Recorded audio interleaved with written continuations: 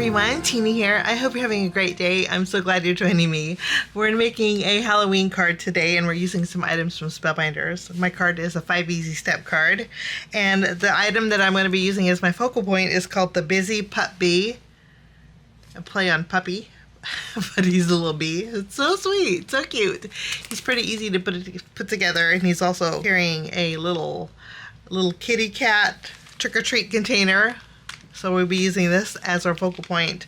I have a couple more dies that we're going to be using for our background and also for our home panel. In case you guys are new, what I call a home panel is my step number 2, and that's basically just a place to put my focal point on. I like to layer, so home panels do that for me. And we're using the Just Add Cake color block accent arches. These create like blocks or bricks around the edge, and then I'm going to back these up with my Perfect Touch arches. In fact, I'm going to make an arched card today, so my card today will be a shaped card. We'll be using those 2 die sets. For my greeting, I'm using a sentiment strip. These are Simon's Reverse Halloween Easy sentiment strips. And then for a little color, instead of doing ink blending, I thought we'd bring in some pattern paper. So the one that I'm using is from Waffle Flower. We're kind of doing a mixed match of supplies today, but this is an A2 paper pad from Waffle Flower, and it's called Spooktacular. And I thought we would use this. So let's jump in with step 1, and we're going to create our bee. We're going to do some die cutting with some of the colored cardstock. So I have a piece of vellum and white cardstock, and we're going to cut out the wings here. I'm going to do 2 sets. I'm going to follow along like the picture. It has 2 sets of these. So we'll cut out 2 sets with white, 2 sets with vellum. Okay, and then we have some yellow cardstock. We're going to cut out the headband here with the antenna. And then there are the earpieces that go to the little puppy. So I'll cut this out twice. Once with yellow for the headband, and then once I want to use some of my darker gray cardstock to cut out those earpieces that go on the puppy's ears. For the puppy's face and body, we're going to use a light gray, which is Fog. This is Anchor. And this is Paper Tray Inks Harvest Gold. 2 different teals, Waterfowl and Teal Topaz here. That's, instead of going traditional black and orange with the kitty cat bucket, I'm going to use teals. So the bucket portion with the handle, or I call it a bucket, but it could be a bag, I'll do with my Teal Topaz. And then the front piece of the kitty I'm going to cut out with my Waterfall. And I had my anchor. Not only am I going to cut this out, whoops. Now again, the ears are going to be with Anchor. I'm also going to cut out the puppy's tail and his little snout, his little nose area with my Anchor. We have a couple more pieces. This is the body of the bumblebee for the puppy. I'll cut that out with yellow, and then these are the stripes that I'm going to cut out with black cardstock. I'm going to zoom in a little bit more here, and then we can put together this cute little guy. I'm going to start off by building the body of the bumblebee, and we'll go ahead and add the stripes here. And then I'm going to add some dots of glue to the little headpiece. Okay. And they just layer here.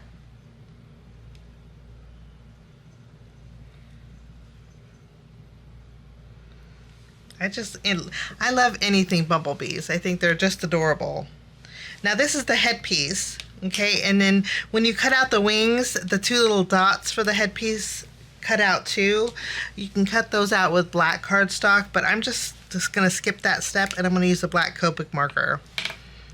And I'm just going to add some black to those dots. And then while I have my black marker out, This is the nose of the little puppy. I'm going to color in black too. There we go. That way I don't have to die cut out twice. We'll go ahead and layer these little antenna on here. And then as far as the snout goes, that's what this is. I'm going to flip it over. I'm going to put a foam square behind here. And then I will just flip it over.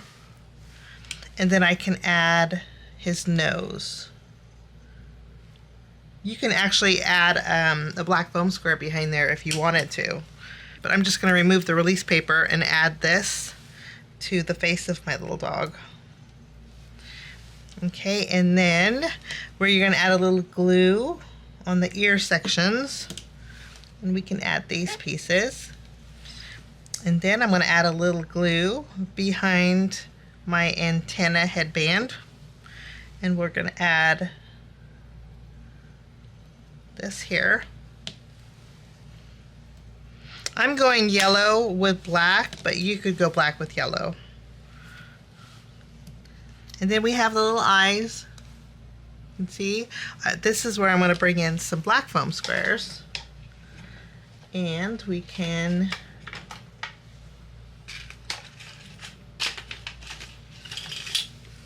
just cover these with some black foam squares. And this will pull double duty here. Okay, we're going to add some glue to the puppy's tail. And then we can go ahead and add this. You could go to the left or to the right. There we go. And then now we can add our wings. I'm going to add glue at the base. And to make these little extra full, that's where the vellum comes in. I'm going to double layer them. And I'm going to offset it a little bit. So we have a little extra flutter to our bumblebee. And then we can add more glue here at the bottom. And then we can do a double layer here. We'll do 2 at a time, just attach.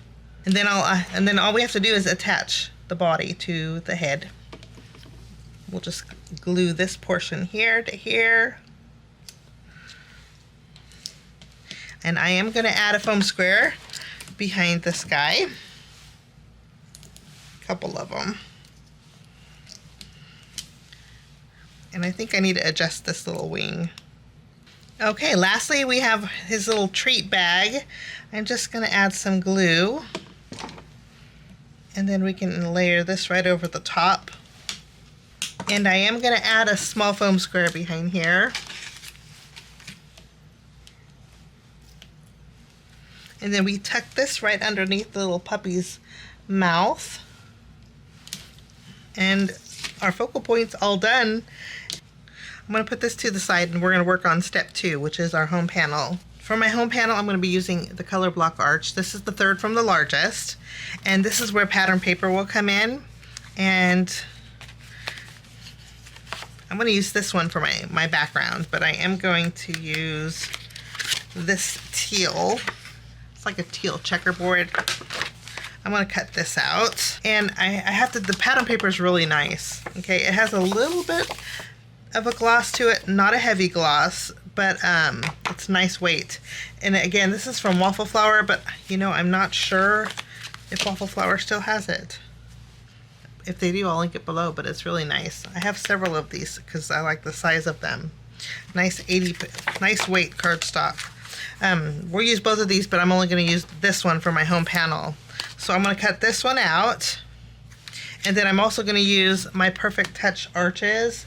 And with white cardstock, I'm going to cut out a arch that will go behind here. So this one will fit perfect. And I will cut this one out.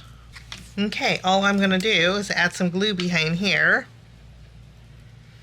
And then we're going to layer this one on the arch. And then this is going to be my home panel to that. Okay, let's move along to step 3, which is our greeting. And that is where our sentiment strips comes in. I haven't used this pack yet. I don't make very many Halloween cards, but sometimes it's fun to add one to the mailbox for the mailman. And these look like they're all the same. I'm just going to add Happy Halloween